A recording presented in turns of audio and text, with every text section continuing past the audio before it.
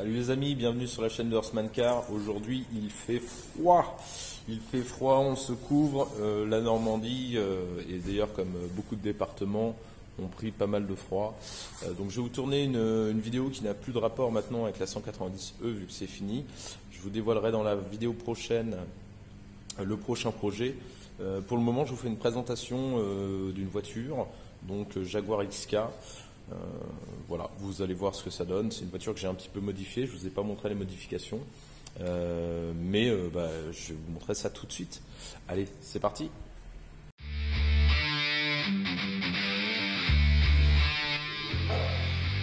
Okay. Normalement.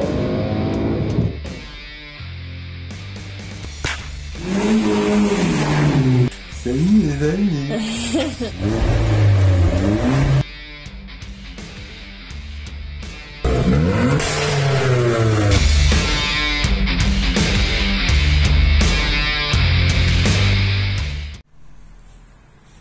Donc Jaguar XK, la voici. Je vais vous faire un petit tour de caisse pour que vous puissiez profiter de cette ligne.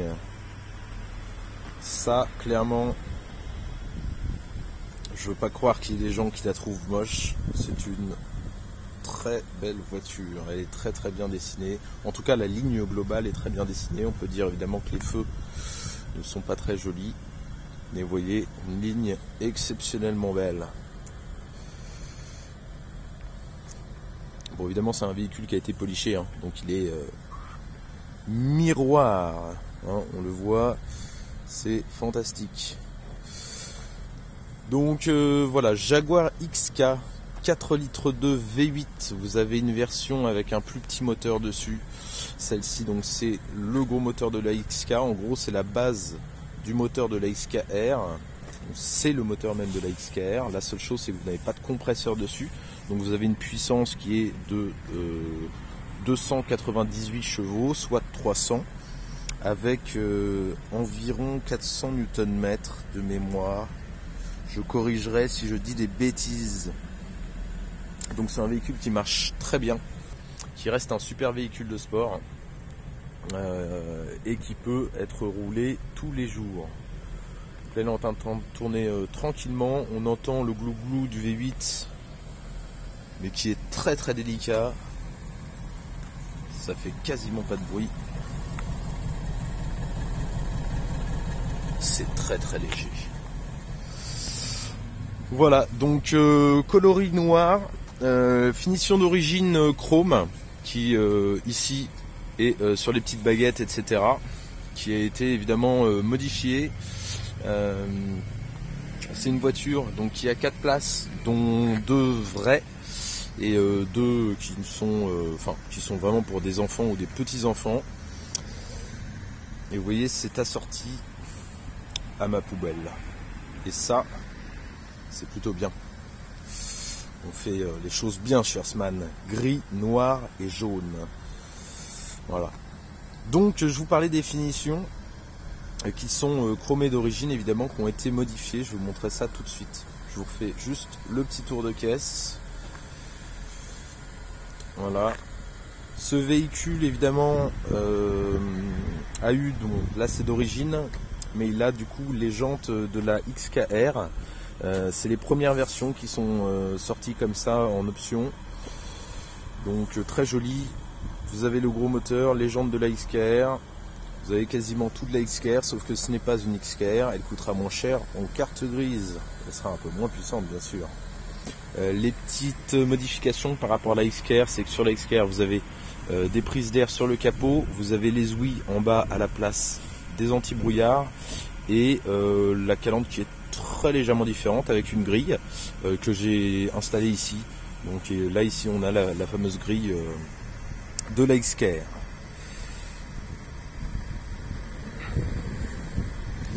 Donc toutes les finitions chrome comme sur les baguettes ici ont été passées en chrome black.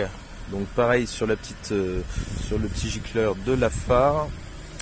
Pareil sur le Jaguar ici. Les contours de vitre. Donc là, hop, plaques chrome. Vous voyez, c'est très léger, on voit encore le chrome. Ça j'aime beaucoup, j'aurais pu les passer en noir mais ça aurait pas eu le même effet. Ça c'est une des premières modifications. Bien sûr, les freins sont passés en jaune. Jantes noires de la XKR. Les jantes, moi je l'ai acheté avec les jantes noires déjà, mais elles ont dû être déjà repeintes. D'origine elles sont argentées. On a bien sûr mis des cales pour aligner les roues parfaitement. Vous voyez, c'est très joli. Donc cale OMP, très bonne facture. Voilà, OMP Speed, si j'arrive. Alors les freins sont un peu rouille-rouille, hein, mais j'utilise pas la voiture, hein, donc vous m'en voudrez pas. C'est logique. Vous avez un set avec un rond qui est placé sur la porte, donc qui est en noir satin.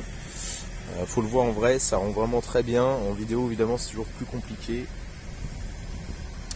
Les petites écopes qui sont très jolies, qui ont disparu d'ailleurs sur le modèle suivant, le modèle de 2009. Les écopes sont passées en alu brossé noir.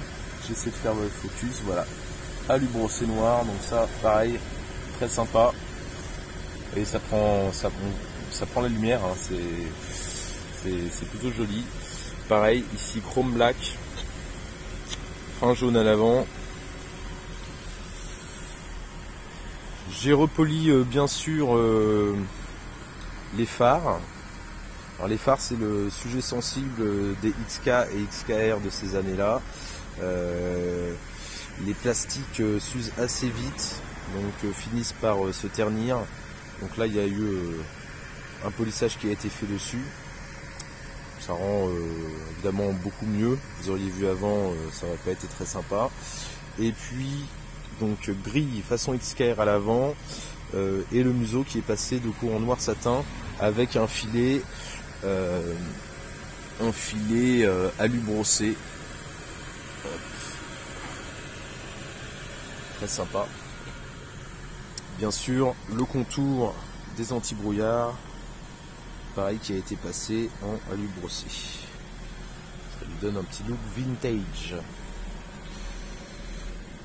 Pour l'arrière, bien sûr, teintage de phare. Juste les parties blanches du phare qui ont été passées en plus foncé.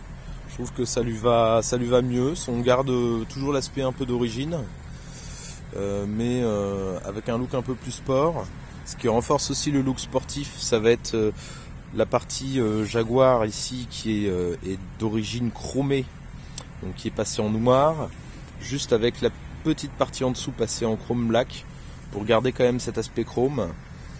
Et puis diffuseur, donc c'est des ailettes hein, que j'ai refabriquées, qui lui donnent évidemment un petit look un peu plus sportif. À terme, logiquement, je devrais lui faire un échappement sport, donc avec deux échappements un tout petit peu plus gros, pour avoir un son aussi un peu plus sympa. Donc ça, je vous montrerai sûrement dans une prochaine vidéo. Voilà pour l'arrière, évidemment avec le petit ducktail là qui est très, très joli. Moi j'aime beaucoup sur cette voiture. C'est une voiture que j'affectionne particulièrement. Elle a l'avantage, elle a ce qu'on retrouve chez une Porsche en fait, une voiture de tous les jours qui peut être emmenée à vive allure de manière sympa. Et bien on va rentrer à l'intérieur. Pareil dans l'équipement, système sans clé, vous avez un petit curseur juste là qui va vous permettre d'ouvrir la porte. Donc intérieur de porte avec les petits passages Jaguar alu brossé, donc d'origine. Évidemment intérieur crème, qui est franchement en très bon état. Il faut savoir que la voiture est de 2005 si je ne me trompe pas, fin 2005. Donc c'est une version précommande. Donc elle a quand même bien vécu, je trouve. Intérieurement, donc on retrouve du coup tout ce cuir. Les finitions donc alu brossé, pareil, qui ne sont pas d'origine, hein, là sur le tableau de bord, tout ça. D'habitude c'est de la boiserie. Petit avantage comparé à la Maserati que je vous avais présenté la dernière fois, parce qu'on est clairement sur la même gamme. Il y a trois avantages. Vous avez le bouton Start and Stop, l'écran qui est tactile ici, et puis les palettes au volant qui vont être liées directement au volant, vous voyez. Donc c'est vrai que c'est le petit côté un peu plus sportif. Intérieurement, ça dit quoi?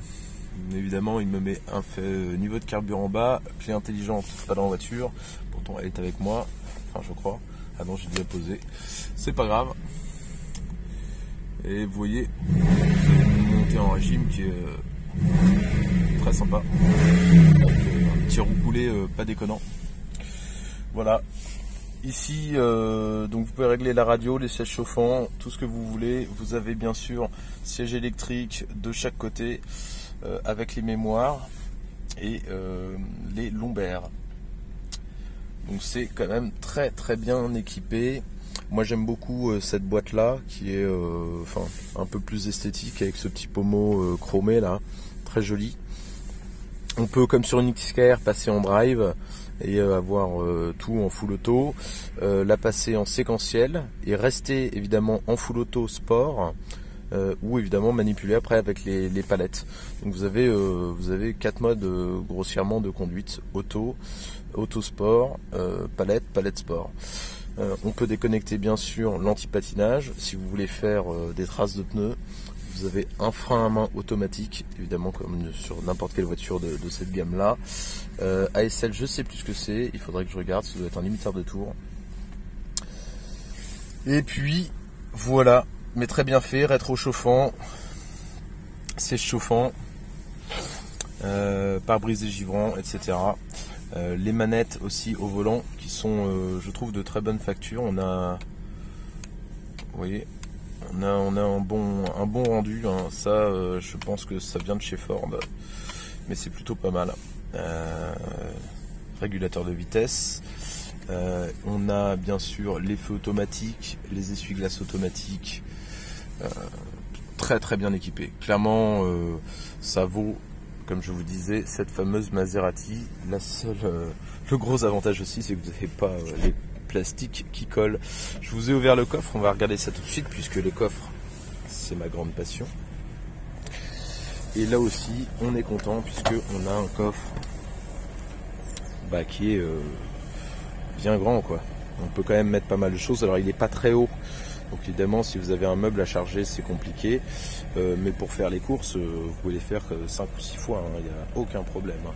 Rien que les côtés là vous avez plus que dans une Lotus Elise, donc c'est vraiment très bien. Voilà, j'aime beaucoup cette partie-ci là avec les baguettes, ça fait très chic.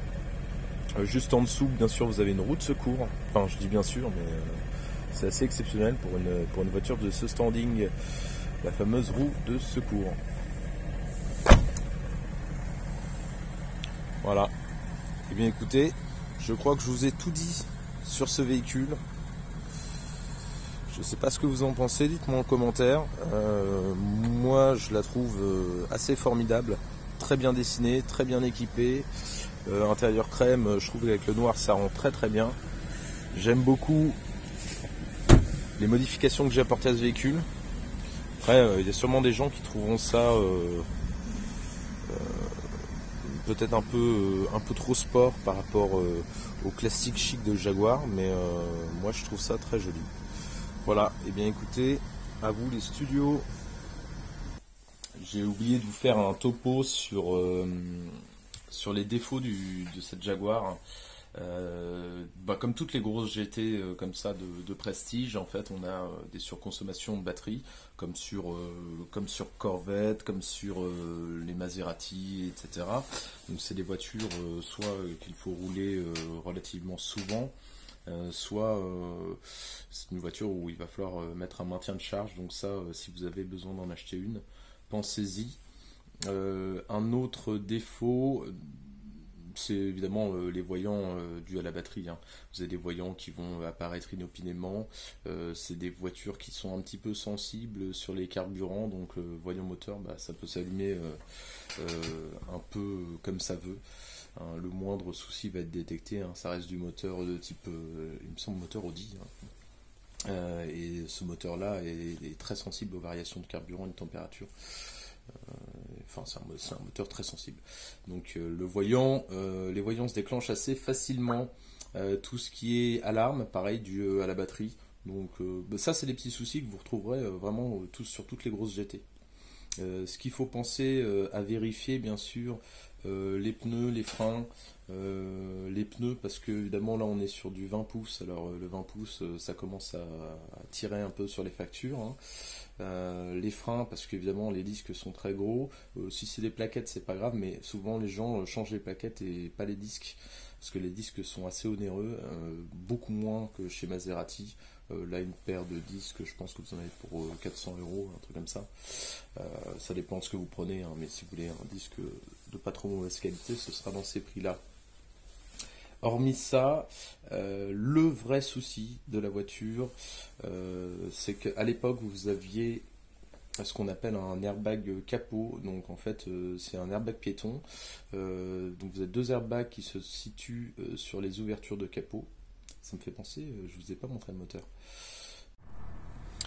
Donc on va voir la partie moteur, manette évidemment en dessous, comme sur la plupart des voitures, et capot inversé, comme sur une Corvette.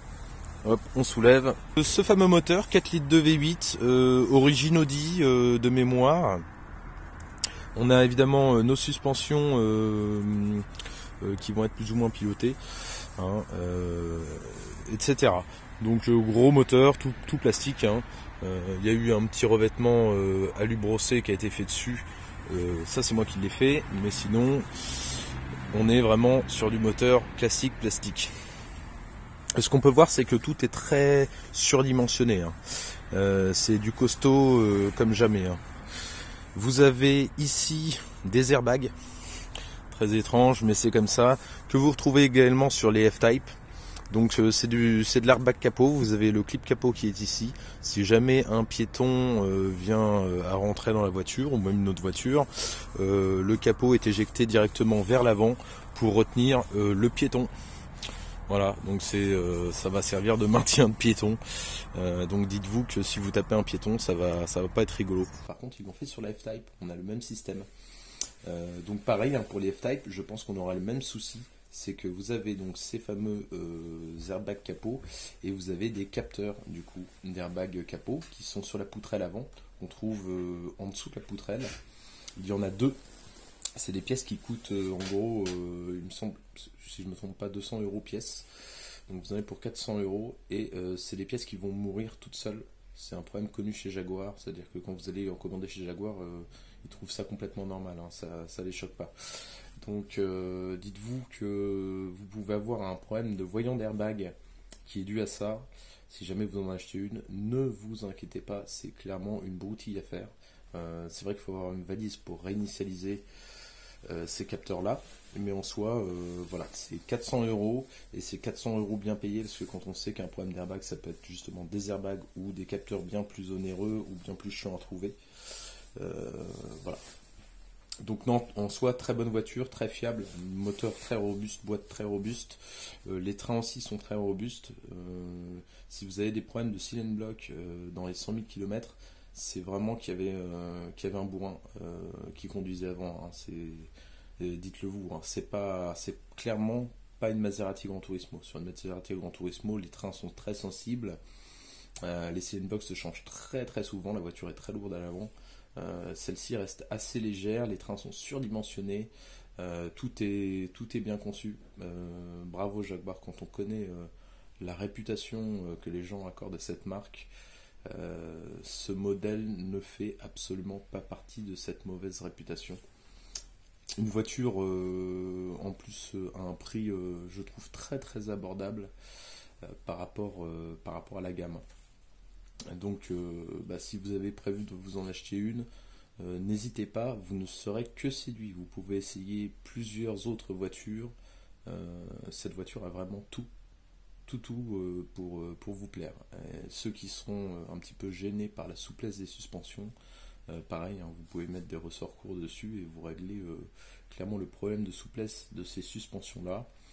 Et pour pas très très cher, même au niveau de l'entretien, beaucoup moins cher que certaines autres voitures, moins cher qu'une Audi par exemple.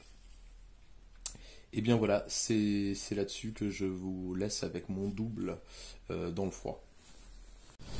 Bon, c'est avec cette jolie Jaguar qu'on finit cette vidéo. Enfin, c'est surtout par ce grand froid qu'on finit cette vidéo. N'hésitez pas à vous abonner à ma chaîne si vous voulez voir d'autres présentations de ce type de voiture. J'essaierai bien sûr de vous montrer l'échappement que je vais installer sur ce véhicule, qu'on va faire sur mesure avec Paul qui est juste à côté. Et puis voilà, prochain véhicule à modifier que je vous présenterai, je pense, la semaine prochaine. C'est un truc, je sais pas si vous connaissez, bref, enfin, il y aura des gens qui connaîtront, et on va partir dans un truc un peu bizarre, mais ça va être marrant, on va s'amuser comme ça. Ciao!